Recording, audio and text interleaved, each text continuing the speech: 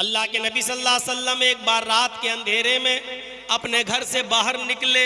सही बुखारी शरीफ की हदीस के अल्फाज हैं, अल्लाह के नबी रात की तारीकी में, रात के अंधेरे में घर से बाहर निकले। आप ऐसा इसलिए किए, रात में घर से बाहर इसलिए निकले क्योंकि भूख की वजह से करवटें बदल रहे थे, नींद नहीं आ रही थी। कभी इस करवट, कभी इस करवट, कभी इस करवट, कभी इस करवट। सोचा घर से बाहर निकलूं, शायद मेरे किसी सहाबी की नजर मेरे ऊपर पड़ जाए और वो मुझे अपने घर ले जाए और उसके घर में सूखी रोटी या सूखे खजूरों के कुछ टुकड़े हों तो उसी को खाकर मैं अपनी भूख को मिटा लूं। ये सोचकर जनाब मोहम्मद रसूलुल्लाह अपने घर से बाहर निकल गए। आए ऐशो आराम की जिंदगी में जिंदगी गुजारने वालों, आए नारायणपुर और अतराफ अकनाफ के लोगों, आए बंगाल के बाशिंदों, सुनो, कान के पर्दे खोलकर एक तरफ जरा इस जिंदगी पर भी नजर डाल लिया करो जिसके तरीके पर तुम नमाज पढ़ते हो, जिसको अपना आका और रहबर और रहनुमा मानते हो, जिनके नाम पर तुम मरना और मिटना गवारा कर लेते हो, जिनके नाम पर फ्रांस में मोहम्मद रसूलुल्लाह के शान में की जाने वाली गुस्ताखी को एक मुसलमान जब बर्दाश्त न कर सका तो जाकर उसको मार डाला। मेरे भाइयों, फिर जवाब में वो भी मारा गया। जिस नबी की शान में गुस्ताखी तुम बर्दाश्त नहीं करते हो, उस नबी की एक जिंदगी ऐसी भी गुजरी है, जरा उस नबी की जिंदगी पर भी नजर डाल लिया करो और अपनी जिंदगी पर भी नजर डालो। रात का अंधेरा है, रात की तारीकी है, घर से बाहर निकलते हैं, भूख की वजह से नींद नहीं आ रही है, घर से बाहर निकले कि कोई मिल जाए। मिला भी तो कौन मिला, कोई अमीर आदमी ना मिला। मिला भी तो कौन मिला, कोई दौलतमंद ना मिला। मिला भी तो कौन मिला, जिसके 2-4 मकान नहीं, 2-4 फैक्ट्री नहीं। मिला तो कौन मिला, वो भी भूखा था, वो भी नंगा था। मिला तो कौन मिला, वो मिला जिसको खुद उसने भूख ने उसको भी परेशान कर रखा था और वो भी अपने घर से निकला तो भूख की वजह से निकला, वो कोई और नहीं मोहम्मदुर रसूलुल्लाह का यार गार था। अबू बकर, रात के अंधेरे में तुम यहां? हाँ अल्लाह के रसूल, रात में मैं निकला। तुम क्यों निकले? अल्लाह के रसूल, किसी तरीके से रूखा सूखा मैंने अपनी बीवी बच्चों को खिला दिया, मुझे खाने को कुछ नहीं मिला। करवटें बदलते बदलते नींद ना आई, रात की तारीकी है, मैंने अपनी बीवी बच्चों को सोता हुआ छोड़ा, मैं बाहर निकल आया, शायद कोई मिल जाए। सोचा अबू बकर ने, अल्लाह के नबी तो सखी हैं, खुद नहीं खाते, दूसरों को खिला देते हैं, शायद इनके पास कुछ होगा। कह दिया अपने दिल का हाल, अल्लाह के रसूल भूख की वजह से निकला, शायद अल्लाह का कोई बंदा मिल जाए और वो हमें कुछ खिला दे। अल्लाह के नबी समझ गए और कहने लगे, अय अबू बकर, मेरे पास खिलाने के लिए कुछ होता तो मैं रात में खुद नहीं निकलता, मुझे भी भूख की वजह से घर से निकलना पड़ा। अबू बकर की जबान से निकला, अल्लाह हम दोनों पर रहम फरमाए, चलो थोड़ा सा और आगे निकलते बढ़ते, शायद अल्लाह का कोई बंदा मिल जाए। थोड़ा और आगे बढ़े तो क्या देखते, सामने से एक लंबा चौड़ा 6 फीट का लंबा चौड़ा आदमी चला रहा है। देखो कौन है, रात के अंधेरे में पहचाना नहीं जा रहा है। और करीब चलो, देखे ये इस्लामी भाई है कि या गैर मुस्लिम। और करीब गए, जब बिल्कुल करीब हुए तो पता चला कि हजरत उमर है, शायद इनके घर कुछ मिल जाए। कहा, उमर तुम क्यों निकले हो? कहा, अल्लाह के रसूल आपसे क्या छिपाऊं, मेरे घर में अब खाने का एक दाना नहीं है, भूख की वजह से घर से निकलने पर मजबूर हो गया हूं। ये सोचकर अल्लाह का कोई बंदा बाहर मिल जाए, शायद वो मुझे कुछ खिला दे। अल्लाह के नबी सल्लल्लाहु अलैहि वसल्लम ने कहा, उमर हम दोनों भी भूख की वजह से ही बाहर निकले हैं, चलो। एक सहाबी का नाम मुझे याद है, बड़ी इज्जत करते हैं वो, हमारी और हमारे साथियों की उनके घर चलते हैं। बुखारी शरीफ की हदीस के अल्फाज हैं, अल्लाह के नबी, अबू बकर, उमर, ये तीनों एक सहाबी के घर चले जिनके बेटे का नाम हैसम था। अबुल हैसम, हैसम के बाप के घर पहुंचते हैं। अबुल हैसम के घर पहुंचते हैं और दरवाजे को दस्तक दी। रात में ये इंटरनेशनल लोग हैं, उठेंगे, जाएंगे, फिर आएंगे, बैठेंगे, डिस्टर्ब करेंगे यार। अबुल हैसम के घर गए, दस्तक दी। रात में दस्तक, आजकल का जमाना नहीं था उठाओ फोन का, हेलो, हाँ हम आ रहे हैं, तो आदमी पहले से चाय वाय बना के रख ले। जमाना नहीं है आजकल, तो बहुत आसानी है। रात में अगर 12-1 बजे हम कहीं फंस जाएं मालदा में या फरक्का में, तो फौरन फोन कर सकते हैं, आलम भाई यार फंस गया हूं। अरे नहीं मौलाना रुकिए मैं गाड़ी लेके आ रहा हूं। आए, घर में दूध मौजूद होता है, चलिए कुछ नहीं तो बटर टोस्ट लगा दिया, ब्रेड आमलेट बना दिया, चलो कुछ नहीं, रात में अगर है तो ये खिला दिया। वो जमाना मोबाइल का नहीं, टेलीफोन का नहीं, तार का नहीं। और खुद कायनात के इमाम का हाल यह है कि भूख से करवटें बदल रहे हैं। अबू बकर सिद्दीक का हाल यह है जिन्होंने खिलाफत भी की, लेकिन जब कफनाए गए तो अपनी बेटी आयशा से कहा था, आयशा मुझे मेरे पहने हुए कपड़ों में कफनाना। हजरत आयशा ने जब नया कपड़ा पेश किया, ये आपके कफन के लिए है। फरमाया, आयशा कफन का कपड़ा, नया कपड़ा जिंदे को ज्यादा जरूरत होती है, मुर्दों को नए कपड़ों से क्या सरोकार है। मुझे मेरे इन्हीं कपड़ों में दफनाना जिसने हुकूमत करके, खिलाफत करके दिखलाई हो। और वो जब दफन होता है तो पुराने कपड़ों में दफन किया जाता है, कफनाया जाता है। वो उमर जिन्होंने 1 मील नहीं, 2 मील नहीं, 100 मील नहीं, 200 मील नहीं, 1000 मील नहीं, 2000 मील नहीं, 1 लाख मील नहीं, 2 लाख मील नहीं, 22 लाख मुरब्बा मील पर हुकूमत करके दिखाई, खिलाफत करके दिखाई।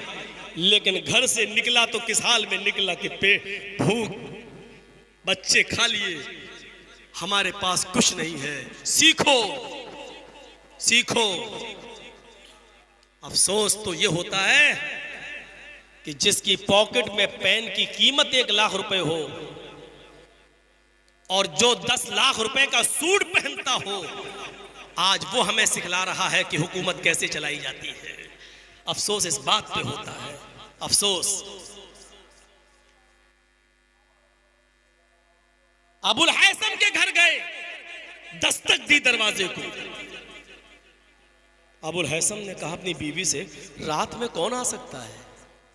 कहा आपका कोई करीबी होगा, आपका कोई दोस्त ही होगा, इतनी रात में दरवाजा कौन खटखटा सकता है?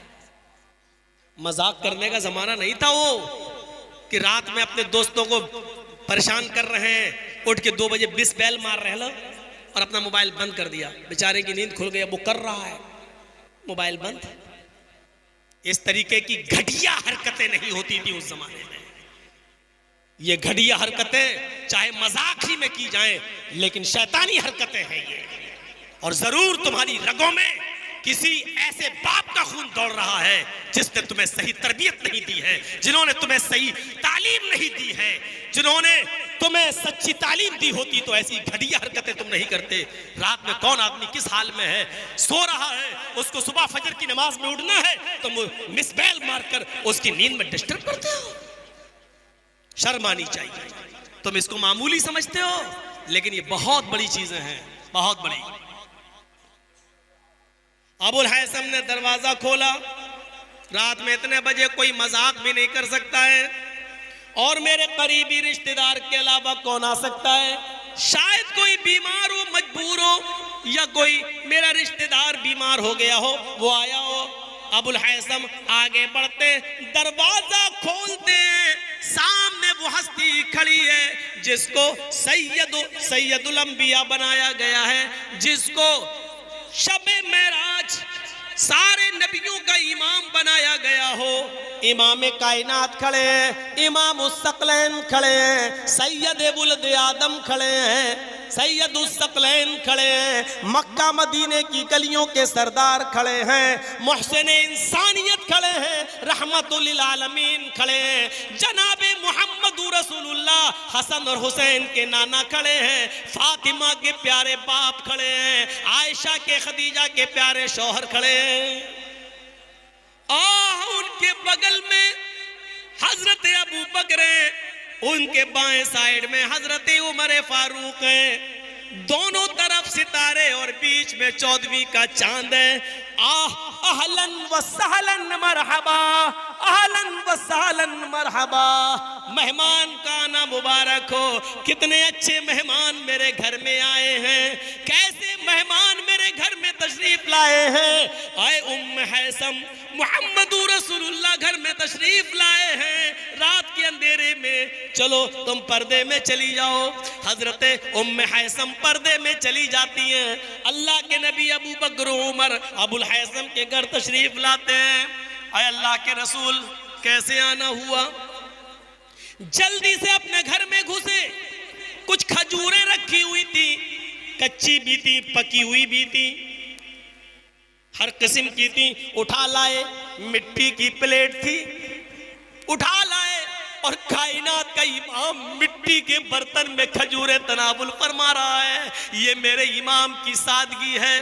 और सोने और चांदी के बर्तनों में खाने वालों, और खूबसूरत प्लेटों में खाने वालों, कभी इन प्लेटों में खाते वक्त तुमने कायनात के इमाम का तसव्वुर भी किया कि जिसके तुम उम्मती हो, कायनात का इमाम है। मिट्टी के बर्तन में खजूरें लाई गई, फरमाया ये नाश्ता कीजिए। अब बताइए आना कैसे हुआ? कुछ नहीं। आया अबुल हैसम, परेशान होने की जरूरत नहीं है, हम भी भूखे। अबू बकर उमर रास्ते में मिल गए, ये आए नहीं तुम्हारे घर, इनको मैं लाया हूं। यहाँ तो दावत एक आदमी की शादी में, उस दावत में अपने बच्चों को भी ले जाते हो, अपने दोस्तों को भी ले जाते हो। शर्म करो, शर्म। बगैर दावत अगर किसी के घर खाना खाया तो अल्लाह के नबी फरमाते हैं ऐसा खाया जैसे किसी ने थूका और उसने चाट लिया। बड़ी सख्त बातें कहने का आदी हूं मैं, और तुम्हें सुनना पड़ेंगी। तुम्हें क्या, तुम्हारे बाप को भी सुनना पड़ेगी। जब तक यहां बैठा हूं, ये अथॉरिटी, ये पावर है मुझे बोलने का। यहां से हटने के बाद गाली दे लेना मुझे। और सुनो, ये आए नहीं है, ये तुम्हारे घर नहीं आए, इजाजत ले रहे हैं अल्लाह के रसूल। इनको मैं लेकर आया हूं, मैं भी भूखा हूं, ये दोनों भी भूखे। तकलीफ नहीं, अगर तुम्हारे पास खाने को कुछ हो, घर में बचा खुचा कुछ हो, वही ले आओ, और ना हो तो कोई बात नहीं, हम ये खजूरें खाकर ही इक्तिफा कर लेंगे। नहीं अल्लाह के नबी बैठिए, आप आए हैं, बताया नहीं कि मैं जा रहा हूं बनाने, तो अल्लाह के रसूल को क्या मालूम, बताया नहीं, और घर के अंदर घुस गए। बकरी बंधी थी, खोली रस्सी, बीवी से कहा पकड़ पैर, बीवी ने पैर पकड़े, बकरी ज़िबा कर दी। पता नहीं अल्लाह के रसूल, जल्दी से टांगी, खाल उतारी, बोटियां पीस कर दिए गए। यहां अल्लाह के रसूल, बस खाना बन रहा है। अरे सब कुछ मौजूद था घर में, तब ठीक है। जैसे हम लोगों का दाल चावल तो हर वक्त होता ही है, चलो कोई मेहमान आया कुछ नहीं दे, ठीक है, घर में मौजूद था तो ठीक। ये मालूम नहीं अभी कि बकरी काट दी, ज़िबा कर दी, गोश्त बनकर सामने। नियामतों को देखा, गोश्त देखा, खाया। भूख की शिद्दत ने परेशान कर रखा था। अबू बकर ने भी खाया, उमर फारूक ने भी खाया, और पूछा अबुल हैसम ये तुमने क्या किया? कहा अल्लाह के रसूल, आप हमारे घर में आए और भूखे हो, और आपके दोस्त अबू बकर और उमर हमारे मेहमान हो, और हमारे घर में बकरी मौजूद हो, ऐसे कैसे हो सकता है कि हम आपकी मेहमान नवाजी ना करें? तो अल्लाह के रसूल ने कहा अबुल हैसम, मैं तुम्हें मना नहीं कर रहा हूं, तुमने जो किया ठीक ही किया, मेहमान नवाजी की तुमने अपनी इस्तिताअत के मुताबिक, लेकिन आए अबू बकर, आए उमर और अबुल हैसम, तुम भी सुन लो, अब तुम भी खाओगे और बच्चे भी खाएंगे तुम्हारे। इसके बाद जो बंदिश लगाई उन जुमलों पर गौर करो। क्या कहा? वल्लज़ी नफ्सु मुहम्मदिन बियदिही। बुखारी शरीफ की हदीस के अल्फाज। आए अबू बकर, आए उमर, कसम है उस जात की जिसके कब्जे में मोहम्मद की जान है, कसम है उस जात की जिसके कब्जे में मोहम्मद की जान है, लतुसअलुन्ना हाज़न नईम यौमल क़ियामा। जो गोश्त की बोटियां तुमने खाई हैं, आए अबू बकर, आए उमर, मैं भी शामिल हूं इसमें, यानी अल्लाह के रसूल, जो गोश्त की बोटियां तुमने खाई हैं, अल्लाह ने इस रात के अंधेरे में हमें जो नेमतें दी हैं, लतुसअलुन्ना हाज़न नईम यौमल क़ियामा। कसम है उस जात की जिसके कब्जे में मेरी जान है मोहम्मद की। अल्लाह तबारक व तआला के यहाँ हमें, आपको और तुम्हें, आए अबू बकर, उमर, आए अबुल हैसम, हम तुम सबको इन नेमतों के बारे में हिसाब देना पड़ेगा। इन नेमतों के बारे में सवाल जवाब होगा। यानी तुमने खाया है हमारी इन नेमतों को जो हमने जमीन पे उतारी है, खाने के बाद अल्लाह का शुक्र अदा किया या नहीं? अल्लाह ने ये नेमतें दी है, लतुसअलुन्ना हाज़न नईम, इन नेमतों के बारे में पूछा जाएगा यौमल क़यामा, क़यामत के दिन। मतलब ये था, आया अबुल हैसम, तुमने खा लिया, बच्चों को भी खिलाओ, और जब बच्चा आए तो फकीरों मिस्कीनों को भी खिलाओ, ताकि क़यामत के दिन जब अल्लाह इन नेमतों के बारे में हिसाब व किताब ले तो हम फजूल खर्ची के दायरे में ना आए। ऐसा ना हो कि पूरा का पूरा गोश्त हमने घर में खा लिया हो, हमने मेहमानों को खिला दिया और बचा हो तो वो सड़ता रहे, उसको गरीबों और मिस्कीनों में भी पहुंचा दो।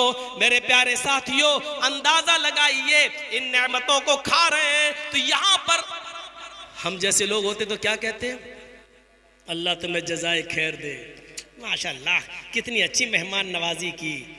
और थोड़ा सा मक्खन लगाने वाला मौलवी होता तो क्या कहता? अल्लाह तुम्हारी बीवी को जन्नत दे, इस अंधेरे में भी उसने हमारी खिदमत की। अल्लाह के रसूल ये नहीं कह रहे हैं अल्लाह तुम्हें जन्नत दे, अल्लाह तुम्हारी बीवी को जज़ाए खैर दे, ये नहीं कह रहे, बल्कि आखिरत से जोड़ रहे हैं। इन नेमतों को खाने के बाद कह रहे हैं, हमने ये नेमतें अबुल हैसम तुम्हारे जरिए हमें मिली, लेकिन शुक्र तो हमें अल्लाह का करना चाहिए, क्योंकि ये तुम्हारे घर में बकरी अल्लाह ने दी है, अल्हम्दुलिल्लाह, अल्लाह, तमाम तारीफ है अल्लाह के लिए। लेकिन तुम्हारे लिए एक नसीहत है, आए अबुल हैसम, आए अबू बकर, आए उमर और आए मोहम्मद, यानी अपने आप को भी सल्लल्लाहु अलैहि वसल्लम, इन नेमतों को जो तुमने खाया है, क़यामत के दिन तुमसे सवाल किया जाएगा, पूछताछ होगी कि तुमने शुक्रिया अदा किया कि नहीं किया। जलसा है ना? कितने जगह क्या क्या कटा होगा, कितने मेहमान आए होंगे। मैं नहीं कह रहा हूं गलत है, गलत नहीं है मेहमान नवाजी करना, गलत ये है जरूरत 2 किलो की है, आप 10 किलो ले रहे हैं। गलत ये नहीं है मेहमान नवाजी करना, गलत ये है कि जरूरत थी 4 किलो की और आप 10 किलो ले रहे हैं, ये गलत है। अभी एक दो और वाकया सुनाऊंगा आपको। ये तो उन्होंने नबी अकरम की मेहमान नवाजी की तो अल्लाह के रसूल ने वार्निंग दे दी, और कहीं आजकल की तरह हिसाब किताब होता। आजकल उस बारात को सबसे अच्छा माना जाता है जिस बारात में खातरी सबसे अच्छी होती है। और अफसोस के फख्र क्या करते, माशाअल्लाह लड़की वाले ने क्या खिलाया, गाय भी थी, खस्सी भी था, देसी चिकन भी था, मछली भी थी। और ये तारीफ कौन कर रहे हैं? जो बाराती है, जो गए थे लड़के वाले की तरफ से। ये तारीफ किसकी कर रहे हैं? लड़की के बाप की। माशाल्लाह क्या दावत, इससे बेहतर था कि तू मर जाता, अपने मुंह से तारीफ नहीं करता। जिसके घर खाना खाने जाना ही नहीं चाहिए था तो उसके घर खाना खा रहा है। लड़की के बाप को हक ही नहीं है खिलाने का, वो लड़की के बाप है। लड़की देकर घर से विदा कर देना ही शरीयत में उनकी शादी का हक अदा कर देना बताया है। लड़की के माँ बाप को खिलाने और पिलाने की जिम्मेदारी से अलग कर दिया है। बेशरम बनकर, बदतमीज बनकर, बेशरम बनकर तूने उनके घर में ठूस लिया है, खा लिया है और मोछों पे हाथ फेर कर उनकी तारीफ कर रहा है। बेशरम, तुझे शर्म से चुल्लू भर पानी में डूब के मर जाना चाहिए। तारीफ कर रहा तू। किसके घर खा के आए? लड़की वाले के। साहब लड़की वाले ने दावत की थी, वो तो करेगा। लड़के वाले ने कह दिया था 300 आदमी आएंगे, हम नहीं जानते हैं। 2-4 आइटम जहेज में कम दे देना, लेकिन खातरी में कमी नहीं होनी चाहिए। खातरी में कमी नहीं, सेवा में कमी नहीं। इसको बोलते हैं इंटरनेशनल भिखारी। किस अंदाज से भीख मांग रहा है। अंदाज बदल देने से हैसियत नहीं बदल जाएगी। शराब का नाम दवा रख दो तो शराब की हैसियत खत्म नहीं हो जाएगी।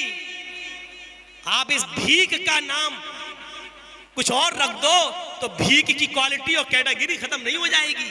आप कहलाएंगे भिखारी ही। ये अलग बात है कि कोई शर्म की वजह से ना कहे, मैं कहूंगा।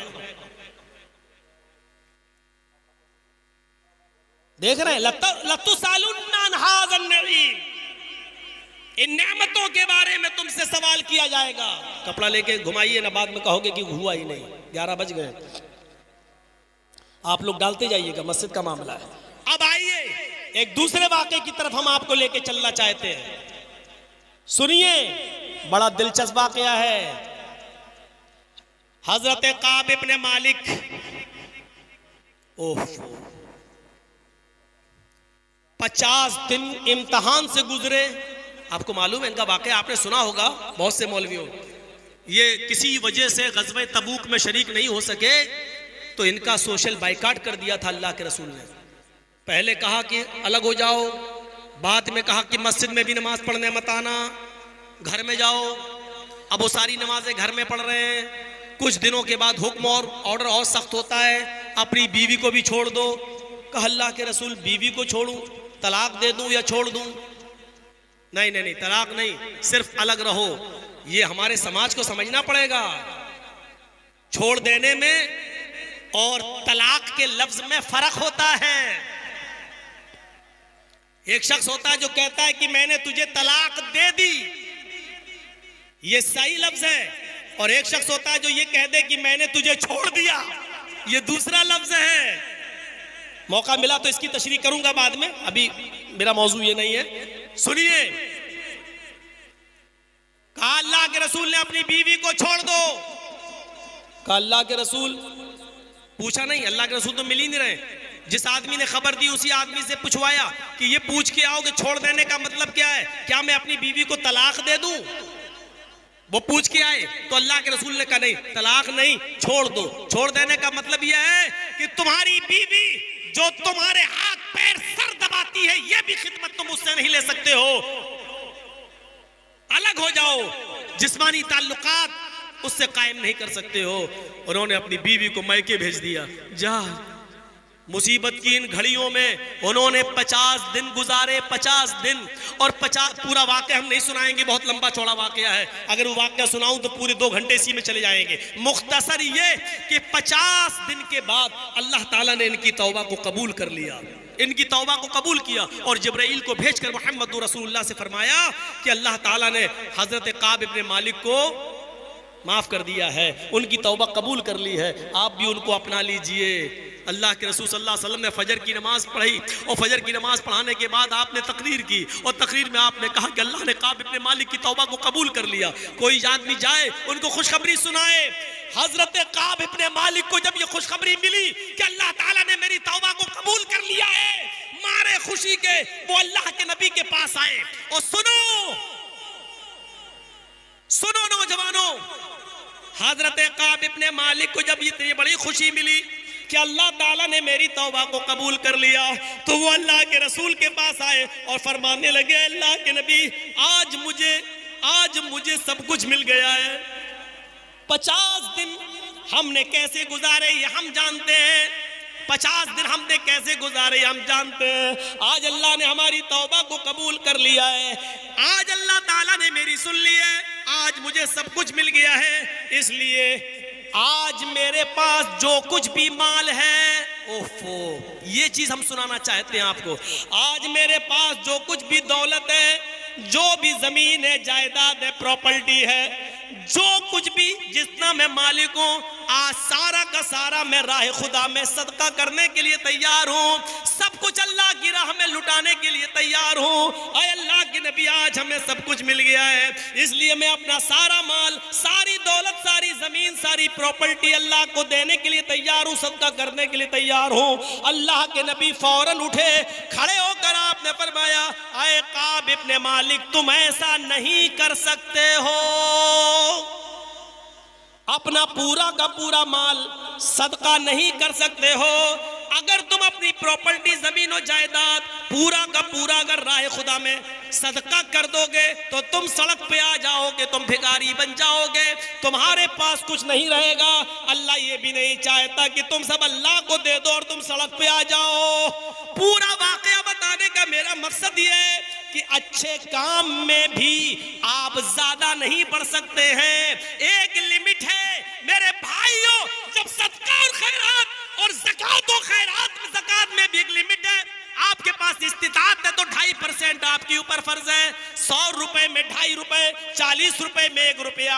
आपके पास 100 रुपए, 100 के 100 पूरी ज़कात नहीं दे सकते हो, जब अच्छे काम में पूरा माल खर्च नहीं कर सकते हो, सदका और खैरात में अपनी प्रॉपर्टी और अपनी जमीन और जायदाद नहीं दे सकते हो, तो शादियों में लुटा सकते हो, फजूल खर्ची कर सकते हो, बारातियों को खिलाने में फजूल खर्ची कर सकते हो, बारात ले जाने में फजूल खर्ची कर सकते हो, आतिशबाजी, गोला बारूद और बंदूक की गोलियों में फजूल खर्ची करना कहां से जायज हो गया। मेरे भाइयों, 300 आदमियों को ले जाना, दूल्हा के सेहरा बांधना, घोड़े का इंतजाम करना, बगल में शादी है लेकिन मारुति गाड़ी 4 व्हीलर को ले जाना, ये फजूल खर्ची नहीं है तो और क्या है। मेरे भाइयों, इन तमाम फजूल खर्चियों में पैसा कैसे खर्च कर सकते हो जब अच्छे काम में हद से आगे नहीं बढ़ सकते। सदका और खैरात में भी एक लिमिट मुतय्यन है, तो फिर इन बुरे कामों में आपको फजूल खर्ची करने की इजाजत किसने दे दी है? फजूल खर्ची करने का मशवरा आपको किसने दे दिया है? मेरे भाइयों, इन वाकयात की रोशनी में बताओ हम कैसे लग रहे हैं? आपने काब इब्ने मालिक से क्या कहा? पूरा माल खर्च नहीं कर सकते, जबकि वो खुशी में करना चाहते थे कि सब दे रहा हूं, लो सब ले जाओ, लेकिन क्या कहा? एक और सुनो, बुखारी शरीफ किताबुल वसाया, हजरत साद इब्ने अबी वकास बीमार हुए। सुनिए, साद इब्ने अबी वकास बीमार हुए। थोड़ा सा खामोशी के साथ आप लोग जो हो सके वो डालते जाएं, और इधर सुनिएगा, ये बड़े दिलचस्प वाकयात अब हम सुना रहे हैं।